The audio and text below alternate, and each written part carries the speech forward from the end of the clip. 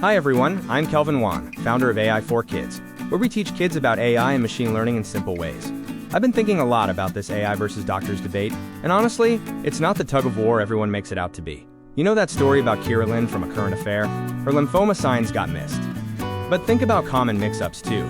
Say an ultrasound shows your heart looks a bit bigger. A busy doctor might order extra tests, but if you're a pro athlete, that's normal.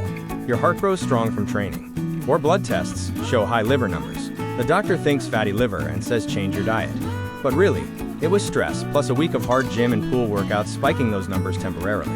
Doctors see 20 to 30 patients a day, so they might miss how recent life fits the numbers, like checking ratios or asking about your routine. That's where AI helps.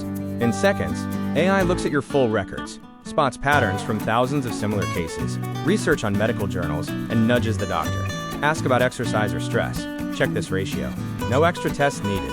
AI doesn't replace doctors. It flags the tricky bits fast.